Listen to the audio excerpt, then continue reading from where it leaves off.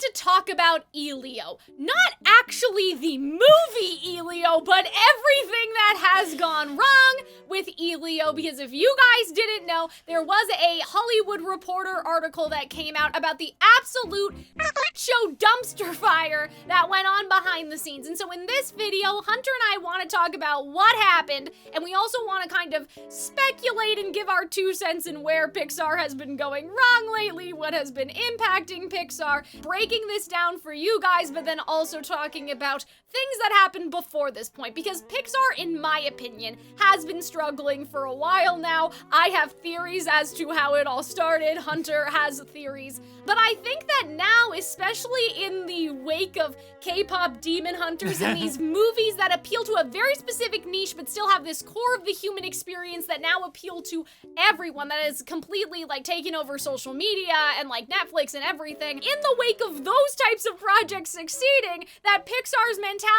of we need to be as generic as possible, which I believe it was last year that they were basically like, we need to stop focusing on messages and focus on entertainment, which seems to be code for we're gonna make the most generic kids movie possible, and so we're no gonna one cut gets out mad. as many gay and or non-white people as possible as we do it. And so, in terms of the article, they talk about Elio showing off this trash ensemble to a hermit crab, and they jokingly say, like, oh, if you didn't see this in the movie, it's not because you chose the wrong time to fill up your soda, it's because it wasn't in there. And so they talk about the director, Adrian Malona, had gay representation in this movie, basically, that Elio was queer-coded, or at least was reflective of his experiences as a kid. But this characterization got sanded down as the movie went on, and this is what the article opens with to talk about the shit show that, like, the rest of the movie went through. So,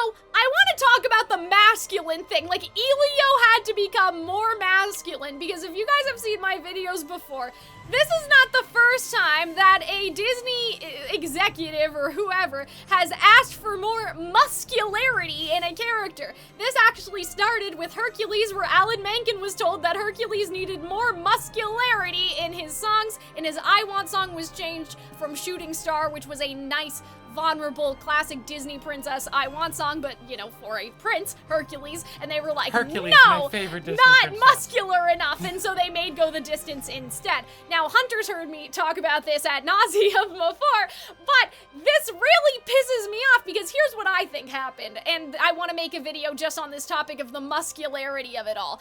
What happened when Hercules came out? Oh, look, it's Toy Story. What does Toy Story have? 2 male leads, right, that appeal That are to very young masculine, boys, yeah. but then also adult men who like their little snarky jokes and their little tee-hees. So Hercules was kind of the first victim of the Disney leading man problem when you really think about it, because he was the first one where Disney was like, but Toy Story is showing that animation appeals to boys, right? They have the male audience. We gotta get the male audience back. So that's where you get Hercules and Cusco and these kind of like, I like Hercules. He was meddled with, I think, the least amount, but with Cusco, and that being turned from a musical into the buddy comedy, yeah. you can kind of see where they were like, oh, the men, we need the men, right? And that's how you get Cusco and Pacha and like the appeal Which to the is male a very audience, good movie, right? but it's probably a change from when it was Right. Kingdom of the Sun, Yes, I believe, exactly, originally. right? So, like, this has already been happening for a long time. Let men be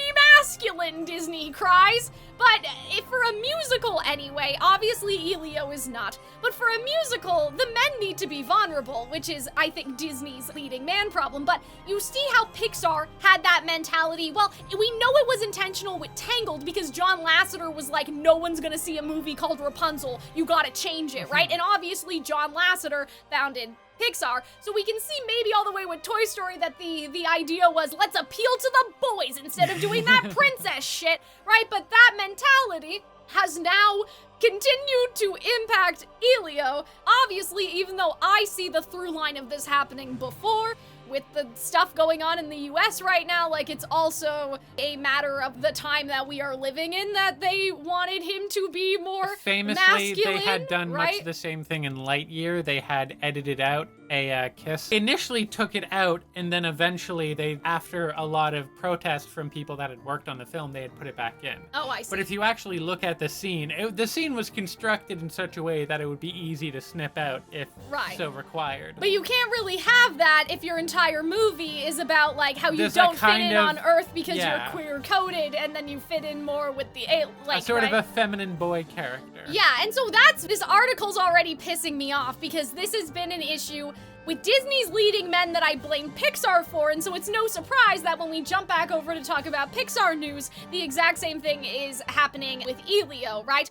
I think that Elio was sabotaged. I think that more people would have gone to see it if it had better marketing, but I do think that what stopped me from seeing it is something that they talk about in the article with one of the early versions was like, as much as they enjoyed the movie, they wouldn't pay for it to see it in the theater. There's been some confusion, right? Because they talk about earlier drafts, and people's argument has been, well, they said they wouldn't pay for the earlier drafts. Well, the more gay version, no one would pay for. But that's not what the article's saying, okay? They're just saying that one of the versions that was shown to viewers, people said that they wouldn't pay for whatever this draft was. But whatever was exactly in the draft that people wouldn't pay for, we don't exactly know what was in there, right? But people aren't still willing to pay for this version, so clearly something has gone wrong here, in my opinion, and we will get to that more so at the end. But I do think it's kind of one of those things where this seems like a movie that you would see on the Disney Channel, and it's this little thing about aliens, and it's not that deep. It doesn't seem like a life-changing theatrical experience, and that's kind of what we need right now, given how expensive it is to go to the theater. I mean, at least for us, Canadians be suffering. Pixar movies have historically talked about the underdog characters, right? The characters that don't necessarily fit into society in some way, and Disney to some extent too with, you know, its underdogs, but like, what is too woke at this point, right? Like, is the environmental message that Wall-E had or used to have too woke, Is Mulan cross-dressing too woke? Right, the Bug's Life, right, being about like the workers rising up. Nemo has a disability, right, from birth. You know, the idea with Ratatouille, like, oh, anyone can cook no matter what their background is. Going against the grain of what your family expects of you. Yeah, exactly. Being different and weird, maybe artsy.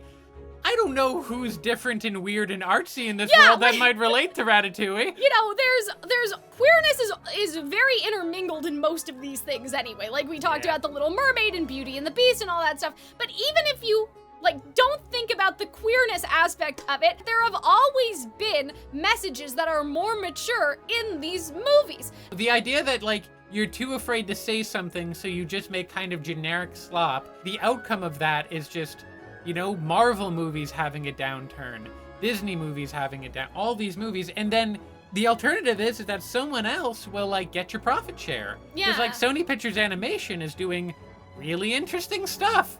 And they're not afraid to share characters or discussions of race, these sorts of things. People might go to like watch anime or like watch like shows out of Korea or like China, these other places where they're not having this stupid culture war bullshit. Yeah, right? And I think that's an important point too, right? It's like, okay, well, where does the market?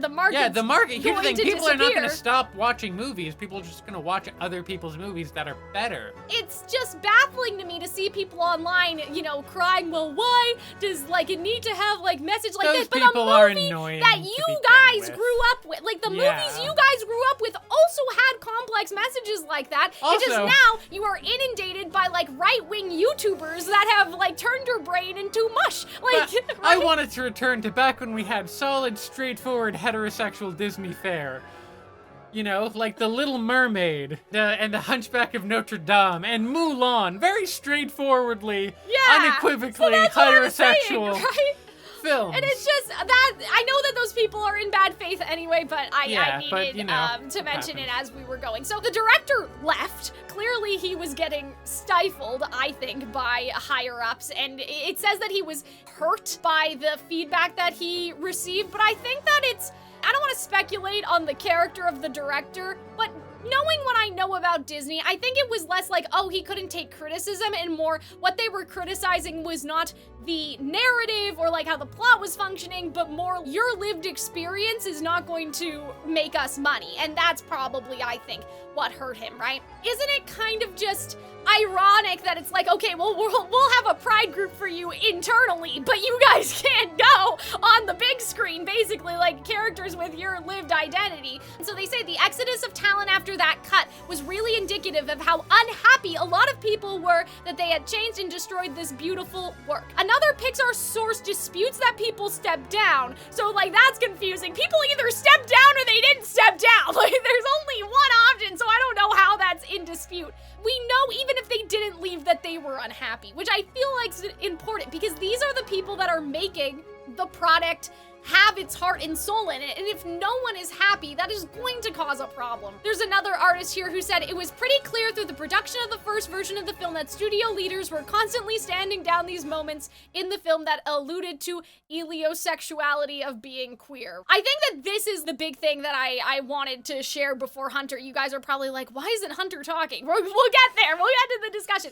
Suddenly you remove this big key piece, which is all about identity, and Elio just becomes about totally nothing. The Elio that is in theaters right now is far worse than Adrian's best version of the original. The character was just so cute and so much fun and had so much personality, and now he feels so much more generic to me. I think that that's something important to talk about, is this thing becomes nothing. And that's why I really wanted to make this video, because that just really hit me in terms of what we have been experiencing right now. Like, you set up things like Wish, for example, to be this revolution of the people, where they're fighting against Magnifico because Magnifico has taken their dreams and people should be free to pursue the dreams themselves. But then they don't have the balls to take that allegory of Magnifico, because you could say like Magnifico is a representation of like corporations and like crushing our dreams and be the cog in the machine and like obey whatever, fascism, whatever you want to do, I don't care,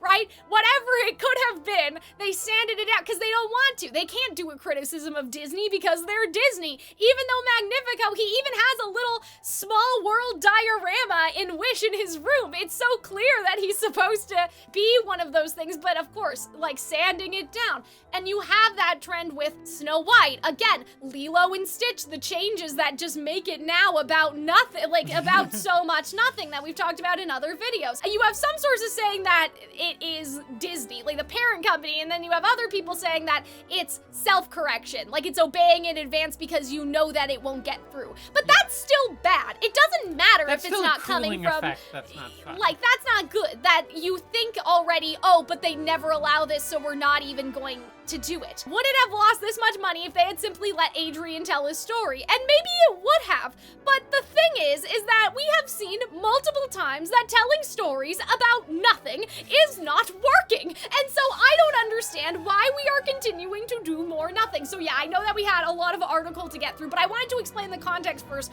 before Hunter and I really dove into it. Let's just assume it would have done bad no matter what. It would have been at least better to have something critically acclaimed, because it's very true to the heart and soul of the director, than to have something that is kinda nothing and that even the animators hated to work on. Elio may have not done well at the box office, let's say, if it would have failed either way, right? But it probably would have critically done better, and it would have meant something more as time has gone on. And here's what I want to say before we start back and forth, right? Here's what I think Disney does not understand, is that they are not in the business of selling movies as much as they are in the business of selling nostalgia. And here's what I mean by that. I don't know if this story is true. In Japan, they don't have, or they didn't have, a culture of drinking coffee. Coffee companies were like, how are we gonna do this? No one gives a fuck, right? Everyone likes tea. What are we gonna do? So their strategy was to put caffeine in stuff like chocolate, right? Products that people would have as kids. And as they grow up, they get the taste for coffee and they start to drink coffee as an adult. Is that a true story? I don't know. I read it somewhere. I think it might be true, but I feel like that the moral of the maybe true or not true story is what Disney is, right? Whether the movies make $1 million or not, what you are selling is that a child will listen to part of your world as a child, and they will listen to it over and over and over again, even into their teenage years. And when they become an adult with spending power, they will go to Disney World because there's a place in their heart for Ariel. And so I think that what we are seeing and the argument that I'm gonna be making, I mean, I think it works with Hunter and I's take of where it started, but what I think Pixar and Disney are both forgetting is that idea of you are not making money in the short term. You are supposed to be making money in the long term. What things like Snow White end up sabotaging is this idea of a product that grows with you rather than a product that outgrows kids. And when you have movies that are ultimately about nothing, that is when the movie will outgrow the children, because then it's just, oh, this is a silly kids movie that you saw at the theater that one time, but there's no reason to go back for it. There is no deeper message, right? But Hunter has her argument for where it started. Here's the thing, I agree with you on that. I also think that ultimately, like, we're not, the unfortunate thing about resting on your laurels is that it bites you in the ass down the line. An adult that grew up watching Lilo and Stitch, the original, will take their kid to see Lilo and Stitch, the remake. Yeah. Will that kid take their kid? Let's Lilo and pretend, Stitch, the getting it directly injected into your brain, whatever they have next, right? Like, probably not, right? Will you continue to care about Pixar movies if the Pixar movies stop being the Rolls Royce of cinema? Probably not. They rest on their laurels, so it's almost like an issue to come up later. Yeah, We're not so gonna that's see it what right I'm away. foreseeing, Because right? that's the issue, is that, like, at the end of the day, good movies and bad movies both make money and lose money. Yeah. A lot of bad movies have made a lot of money. A lot of good movies have lost a lot of money. And there's just no way of being sure. Like, maybe if the movie was great, it would have legs and it would carry on. Would it be a knockout, drag-out success? No, but if it was quality, if it was the best version of itself, it at least supports the Pixar brand. Yeah. And that's what I think is honestly kind of failing, is the Pixar brand and how Pixar does their business. Yes. Right? For the longest time, like, Toy Story is kind of a perennial classic because it's like, oh, it's fun for kids. Oh, what if your toys were real? But it also speaks to adults of, like, aging and feeling though your best days are behind you. It's both very mature and very juvenile. It's this kind of perfect movie, right? And that's what they were known for. They were known for making these really great movies that could be enjoyed simultaneously as both a child and an adult. Before, like, now when you have, like, anime has become more mainstream, like, the idea of adults liking animated stuff is not much of a taboo. In the early 2000s and early 2010s, they kind of were. Yeah. Before nerd culture became mainstream. And I'd like to add just quickly, Yeah. even though I don't agree with the mindset of the Pixar people, they grew up when movies were musicals. And so they were like, no singing, no love story, right? We want to make something different, right? So they were powered by a little bit of spite, right? And so I don't agree with the spite, but I do sort of think that you're right. They were trying to do something that was fundamentally different from what Disney was doing. And that was a big part in their creation in the first place. They created a brand for themselves of, hey, we make this amazing movies. Everyone can enjoy them. There's no taboo of being an adult and loving these movies. That was kind of their thing. And for the people that don't like musicals and like that sort of stuff, And like, it went out, it's been going for a while. Like, you know, Toy Story's a classic. Its sequels are great. Ratatouille, Up, WALL-E, Inside Out. These are all like really beloved films. Mind you, they started doing more sequels, and the Great Dinosaur or the Cars movies weren't as beloved. The Good Dinosaur. The He's Good not Dinosaur. the Great Dinosaur. He's just only a good dinosaur. Apparently the movie is kind of a bad dinosaur. So it goes very well, and they have that reputation. They release them, like, these are beautifully animated films. They put a ton of money in. Toy Story was the first feature-length 3D animated film in like the mid-90s. They're very expensive to produce, but like, they're a big event. People like them, so they come to them. You know, maybe they weren't as universally beloved as they were in like the 90s and early 2000s, but they were still doing pretty well. And then COVID hit. Onward releases right as COVID hits, and it doesn't make a ton of money. It gets negatively affected by that. I also hear it wasn't that great. Like, there was some stunt celebrity casting. It's the type of movie where, like, Jack Black isn't in this, and Jack Black should be in it before Jack Black then became the, like, oversaturated voiceover Chris artist. Pratt, right? Chris Pratt and Tom Tom Holland. Holland. Yeah, so it's just... In a different life, if it were released in the 2000s, it would have been Michael Cera and Jack Black. Oh my goodness. That's how movies are. So that one doesn't do well. Then Soul and Turning Red And Luca. Luca all come out. Now, I have seen Turning Red. I've not seen Soul. I've not seen Luca. I saw Soul. We can make up the... There we go.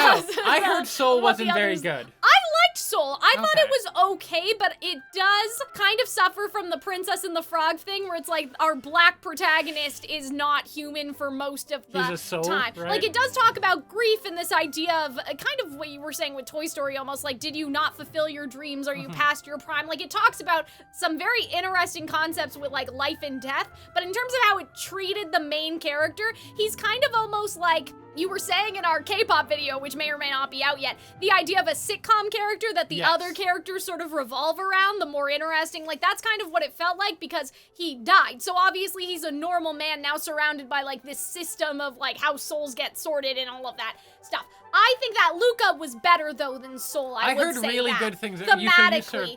I heard really good things about Luca. I saw Turning Red. I thought Turning Red was beautiful. I thought it was this really like wonderful film about girlhood and friendship and intergenerational conflict. I thought it was wonderful. Had a great sort of metaphor of turning into a giant red panda when you hit puberty. Yeah. That's great. And I love a bit of magical realism. I didn't see it, but I will say that I think that even though I like Luca, would I have paid for Luca? No. And that's because it really is just The Little Mermaid, but with boys. Yes. Like, kinda, to some degree. Obviously, there's two of them, so you have the friendship and the conflict in that, but there is that sort of like, okay, well, we've been here before. If you're a Disney fan, we've been here before, right? But go on. Yeah, so those movies come out. They don't make a lot of money because they only re-release like a year later after everyone had already seen on Disney+. Disney+ comes out around this time, becomes a big hit. And Pixar goes from this like big deal thing, it is the go-to movie of that year, to, well, you can catch it later on Disney+. Yeah. It sort of loses that appeal. And most movies kind of lose that appeal. Box office numbers post-COVID are not what they were pre-COVID. Right. When people come back.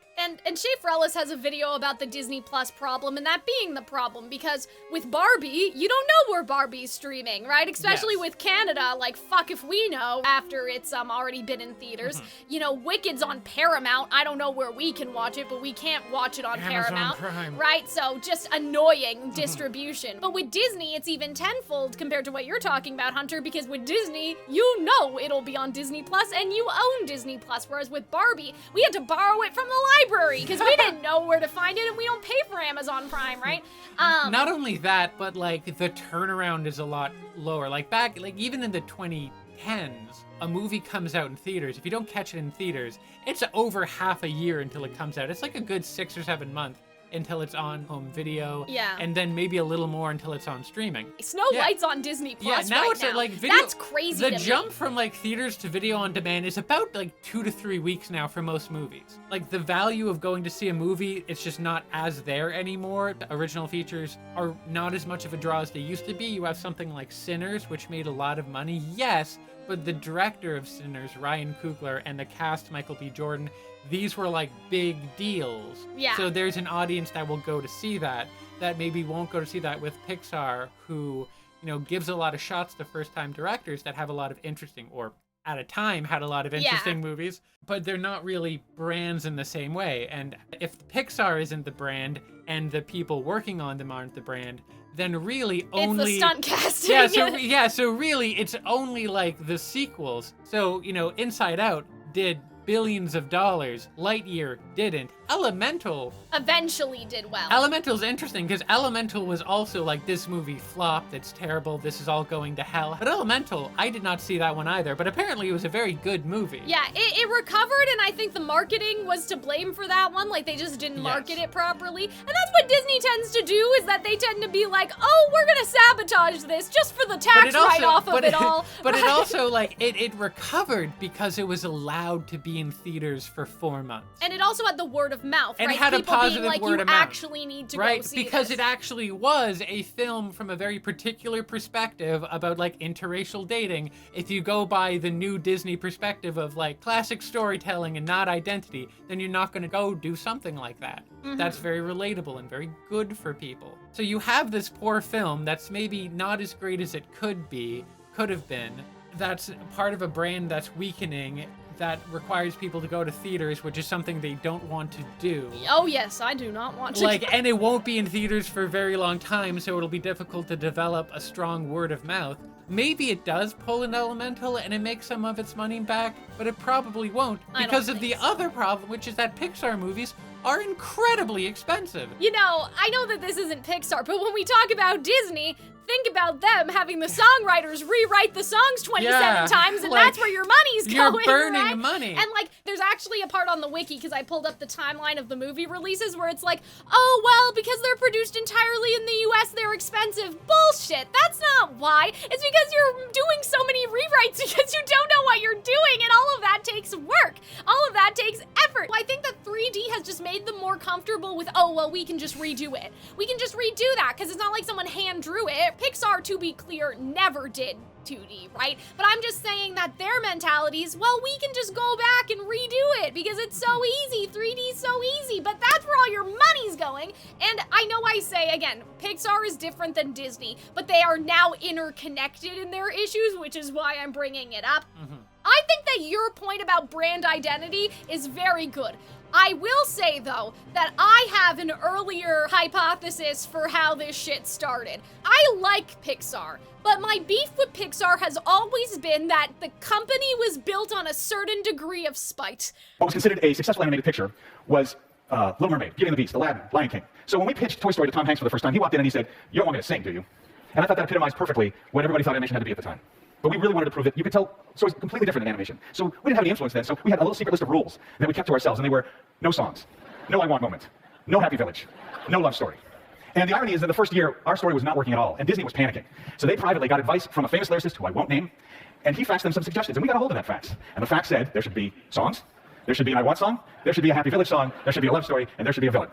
And thank goodness we were just too young, rebellious, and contrarian at the time. That just gave us more determination. They had animosity. I know what you're saying, it was more DreamWorks had beef. Everybody be having beef. Even Pixar at that time, they were a little jaded and didn't want to do what Disney was doing, which I'm like, spite can get you somewhere, but it can't get you everywhere for this long, right? And I think that the reason why I'm talking about this is because Bechdel test. Better with Dust Bob boy made a very good comment under one of my videos where I alluded to the fact that I want to do the Disney leading man problem video. And he talked about how there are these quadrants for movies to hit to make money or something. And I can't remember exactly like the entire quadrant, but the summary of that is that you want men and young boys. And if you alienate the men, you lose a lot of like the market, right? So what Pixar realized is like, okay, there's all these princesses over here, but we don't want to do that. We want to appeal to the men. So that way, for a princess movie, the reason why we need snarky men like Kristoff and Flynn Rider is so the men in the theater that are going with their wives or their girlfriends or whoever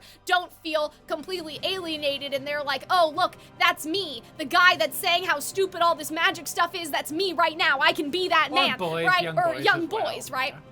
So that's why you have asshole Maui and Kristoff and Flynn and these kind of characters that are above it all. They're above all the magic. They're above all the nonsense. And this kind of started with Robert in Enchanted.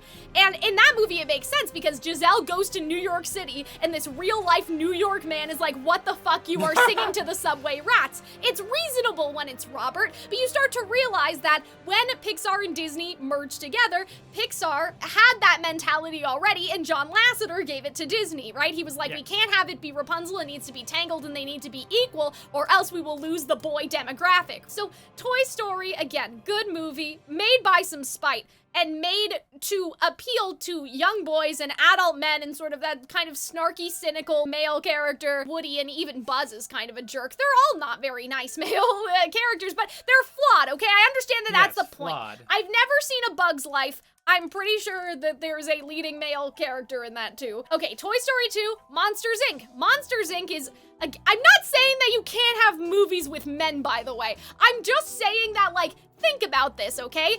Monsters, Inc. is about two men, like, and they're hardships Suspect. at their jobs, okay? Yes.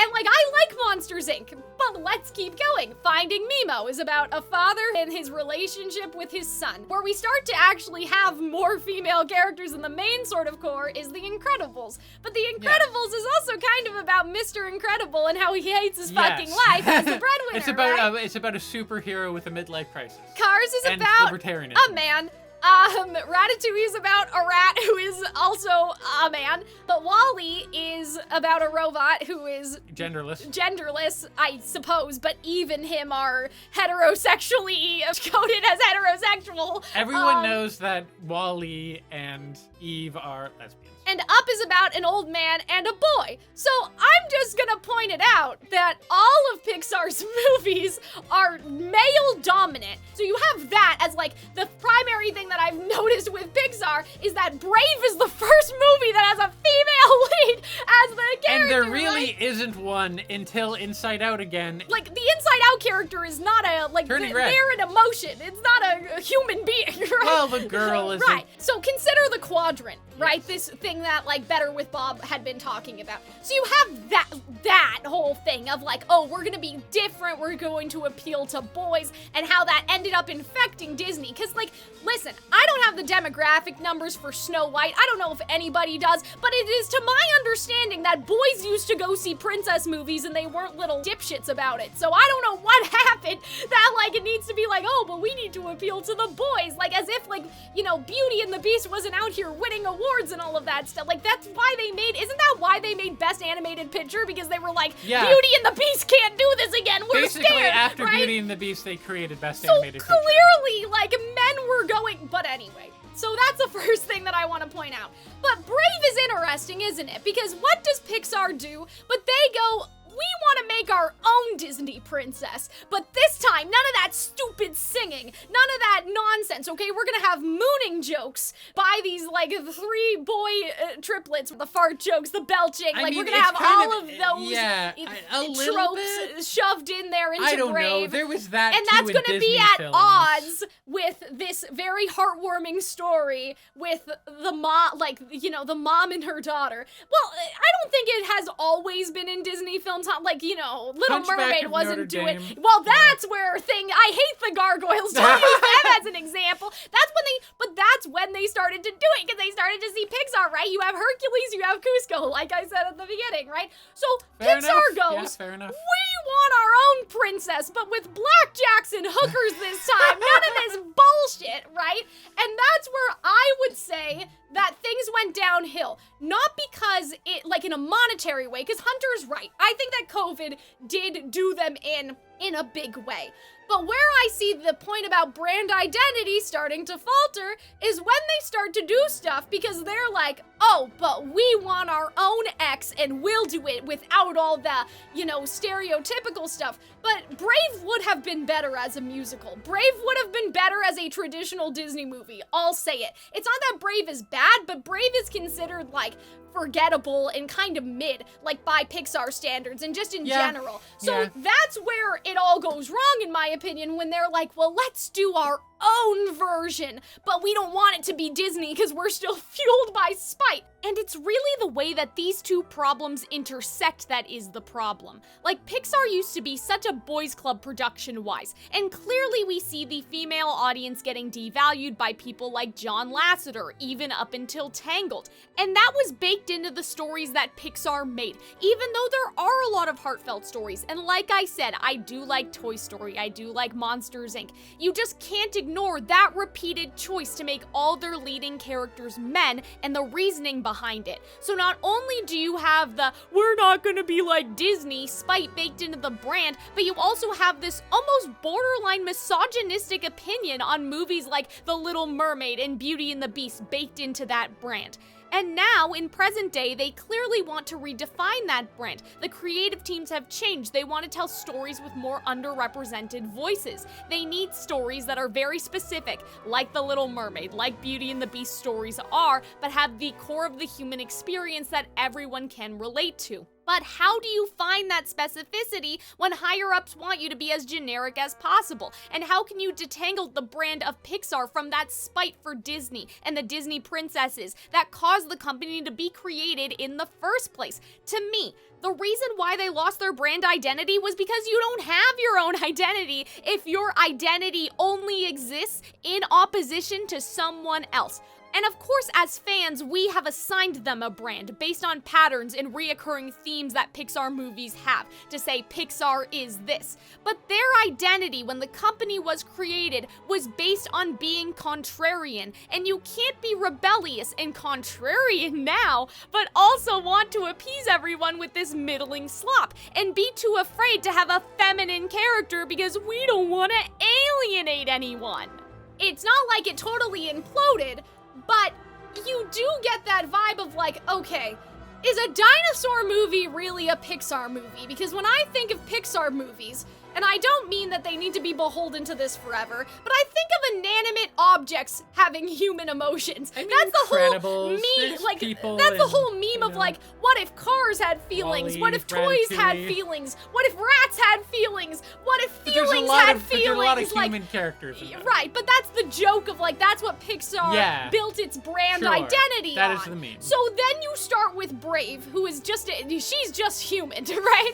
The dinosaur, again, the dinosaur movie, I'm like, well, what's your identity beyond you are a kid's movie about dinosaurs? Because there are a lot of kids movies about dinosaurs. Including the right? Disney movie Dinosaurs. Which is, you know, it's funny because I'm pretty sure Monsters, Inc. was before, Monsters vs. Aliens. and it seems like Monsters vs. Aliens. was like inspired by like this idea of, oh, like we can get the monster like demographic, like boys love monsters, we can do Yes. monster stuff. Well, because So- they're animated films yeah, for kids, Yeah, right? So like you have all these other boys. studios copying what Pixar had been doing, right? But now it seems like Pixar's just be doing anything, because I'm like, okay, so you have dinosaurs.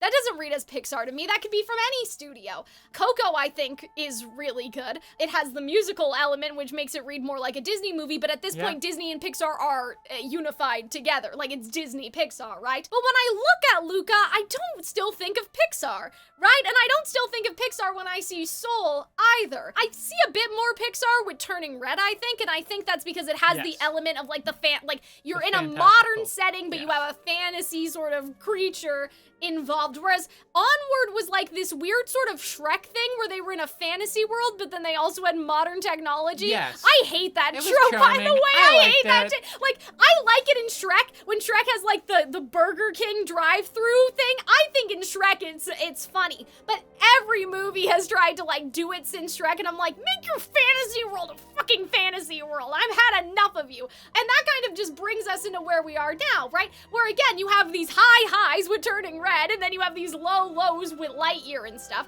As someone that doesn't really like Pixar all that much because of how Pixar has infected Disney, I have to assume that maybe like Pixar fans are kind of like, what the fuck happened to? Because I saw a YouTube video that was like, did Disney ruin Pixar? And I was like, no, it's the other way. But at the same time, I have to think from a Pixar fan, yeah, maybe Disney and joining with Disney did kind of ruin Pixar. There is a because now it's like, distinction. there used to be a greater distinction, and now I will say it's that, like, eroded really a lot. They bought it at Cars. So everything after Cars, you have Up, you have, I think, Ratatouille, yeah, you have Wall-E. Right. A lot of these classics, mind you, a lot of those were probably in in production. production.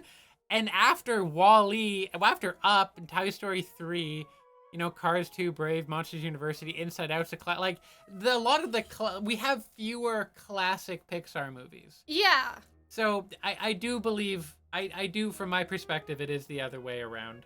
What do you mean? Like Disney Of like ruined Disney Pixar? ruined Pixar, Well, I which think is like it's a thing both. a lot of people believe. Like, I think it's both in the sense of, like, Disney characters were ruined in a very particular way, which we've talked about the men, right? Mhm. It's basically mostly the men. I think that Disney's other problems, like the songwriters and their involvement, has more to do with the 3D process. I have an entire video about that. So, like, Pixar can't take all of the blame, but that's what I talked about in the Disney movie musical video. In the downfall, it was like, you can have the pinpoint to Tangled and John Lasseter and what they said about what they wanted Tangled to be like, or what it should be like, right?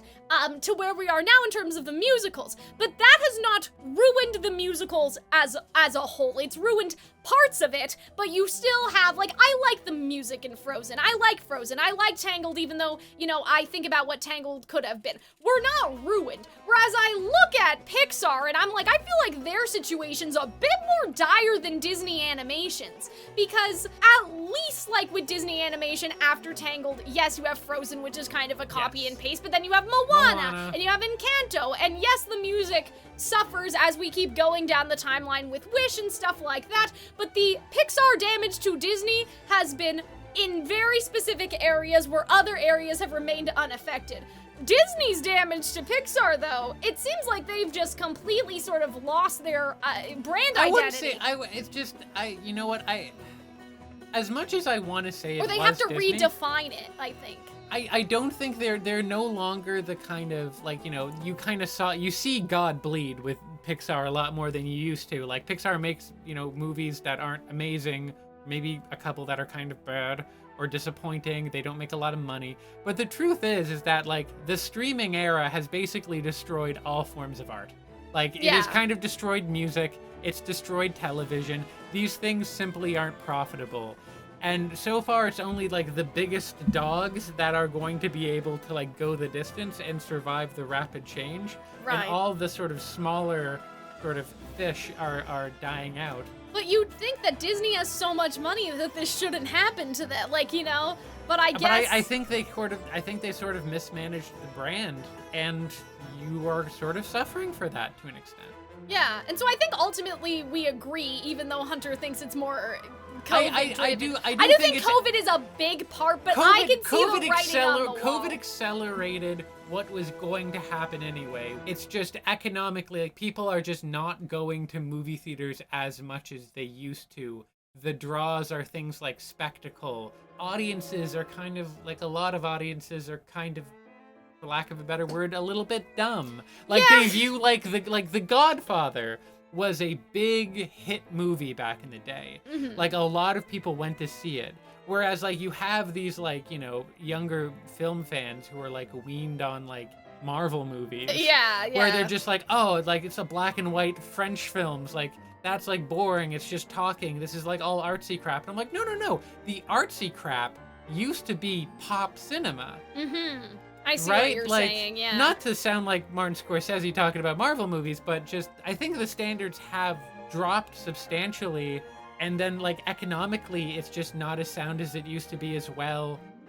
And it's kind of, it looks dire. Maybe not dire for them yet, but, like, in 10, 15 years? Yeah, because you need, like I said, the coffee example, you need those kids to grow up with some sort of nostalgic attachment. Yeah. But what happens when you didn't cultivate that successfully? I'm also just learning that Zootopia is not a Pixar movie. It is just a Disney movie. Which I thought it was a Pixar movie as right, well. And like, so I not think that would be like, if you had an alien come down to Earth and you had them watch every Disney and every Pixar movie up to a certain point, could you, from the acquisition point on, have the alien differentiate the two, right? I think that that's what's really the problem, is that you can't, for some of them anyway. That is going to cause the biggest issue. And so, yes, even though the article was talking about very important stuff, by the way, in terms of, like, how the director's vision got sanded down, there is a broader problem in terms of, like, this was a company that was created through spite, basically, powered by spite.